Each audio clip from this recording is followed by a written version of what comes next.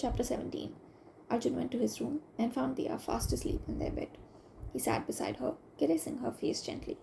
He saw her frowning and wondered what she was dreaming about. He lifted his hand and ran his fingers on her forehead to smooth out her frown. Her frown vanished instantly, bringing a smile onto his face. She moaned slightly in her sleep and clutched his hand, caressing her face to her chest. He sighed, smiling at her, because this has kind of become their new normal. They would talk to each other all night about random things. Initially, she would talk and he would listen. But now, even he started to open up to her. She would tell him about her day while he would tell her about his, and would fall asleep in each other's arms. He wondered what it would be like if she remembered the past, but somewhere deep down, he wished she didn't. Not after everything she had been through. It was nice to watch her live so freely and so happily without any worries. And it was nice to hear her talk and laugh and smile so purely and so innocently. He thanked the goddess for making her forget her past and give her a new life. He loved this phase of their life, even with the lingering shadows of their past. He still enjoyed every waking moment of it.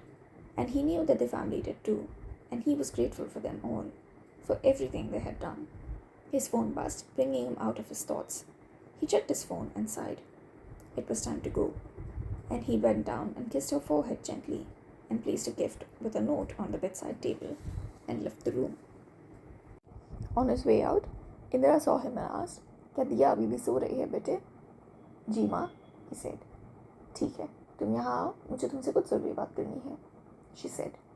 When Arjun went and sat beside her, she turned to him and said, "Arjun, मैं जानती हूँ कि तुम क्या सोच रहे हो और तुम पर क्या बीत रही है, लेकिन बेटे, तुम और हम ये बात कभी डिनाई नहीं कर सकते हैं कि एक्सेवियर तुम्हारे पापा हैं। हाँ, मैं जानती हूँ कि तुम उन्हें कभी माफ़ नहीं कर सकते, और मैं तुम्हें कहूँगी भी नहीं कि तुम उन्हें माफ़ कर दो, लेकिन बेटे, वो कभी भी तुम्हें या हमारे इस परिवार को चोट नहीं पहुँचा सकते हैं, और इस वक्त हमें उनकी मदद की ज़रूरत है, और वो अपनी मदद हम में से किसी के भी बिना मांगे ही दे रहे हैं.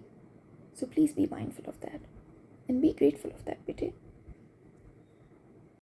Don't lose your cool tonight. Be respectful. Not just because he's your father, but also because he's your senior in this line of work. हमने तुम्हें ट्रेन करने की और सिचुएशंस के लिए रेडी करने की बहुत कोशिश की है, लेकिन ये भी तो सच है ना कि हमने तुम्हें उस रियलिटी से दूर भी रखा है. इसलिए please take his advice into consideration and work together on this, both for yourself and for their sake, क्योंकि जाने अनजाने में इन सब में अब वो फंस चुकी है. So please, बेटे, Indira said, looking at him earnestly. Arjun sighed and hugged his mother close. He knew where she was coming from, and he also knew that she was right. He took a deep breath to control his temper and his complicated feelings in relation to his father and said, "जी माँ, आप चिंता मत कीजिए. मेरे रहते हुए मैं इस परिवार को कुछ नहीं होने दूंगा, और मैं जानता हूँ कि मिस्टर एक्सेवियर हमारे लिए क्या कर रहे हैं और हमें उनके सपोर्ट और गाइडेंस की कितनी ज़रूरत है. So yeah, I'll try my best to be nice to him." Indira sighed and looked at him, narrowing her eyes. She moved away from him and caught his left ear and twisted it, saying, "जानती हूँ कि तुम कितने nice बनते हो. पड़ा है अब मेरे कानों में कॉलीफ्लावर भरने वाले. चलो अब जाओ यहाँ से, मैं जाके दिया को उठाती हूँ, डिनर का टाइम हो गया है." She smiled at him and left the living room towards their bedroom to wake Diya up. Arjun and the rest of the guys left home to their secret lair. There in the room were sitting 12 men of the most powerful and scariest of mafias.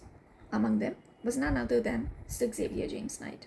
They were all waiting for the Nandas to arrive. They were all aware of the tensions between Arjun and Xavier, and knew from experience that Arjun tended to be more ruthless with his biological father around, like he was punishing the rest of them for his presence in the room.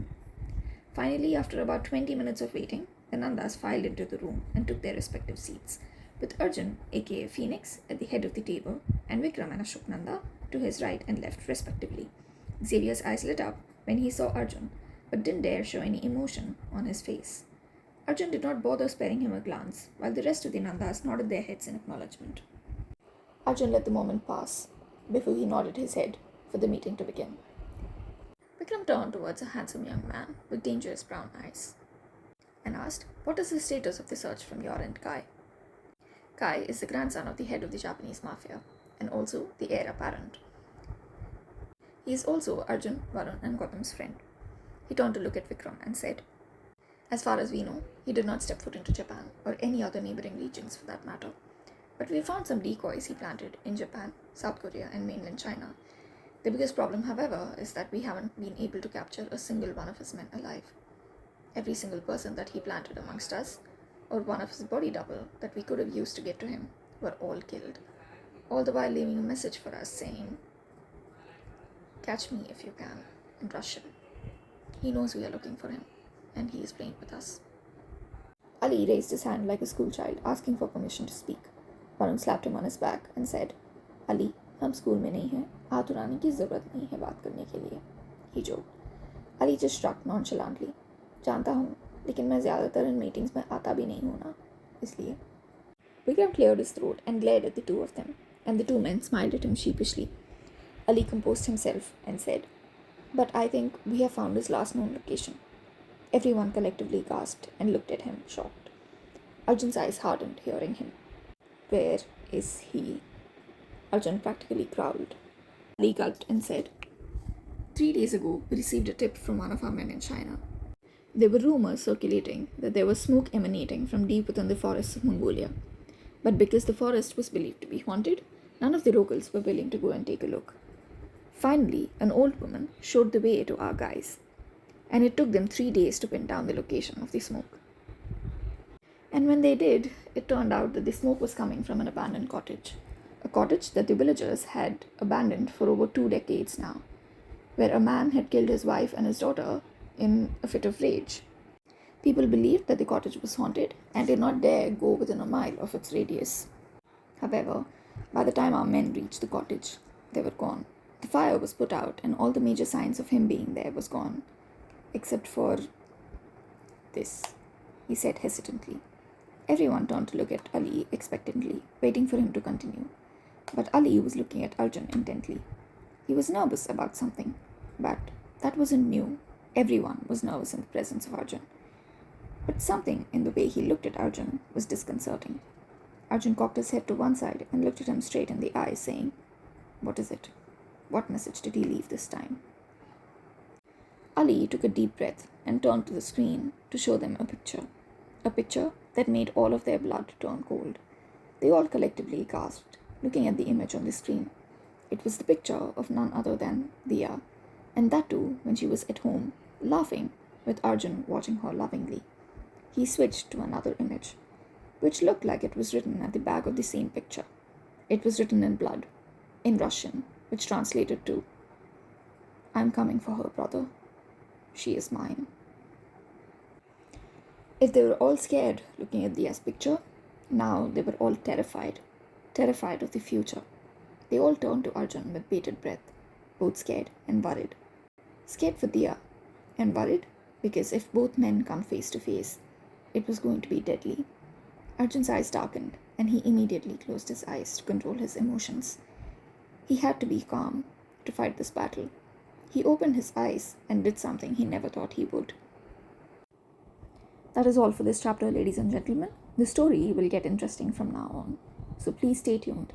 I'll see you all again next week with yet another chapter. Please leave your feedback in the comment section below. It would mean the world to me. And please do subscribe to my channel. Until then, stay safe, take care, bye-bye.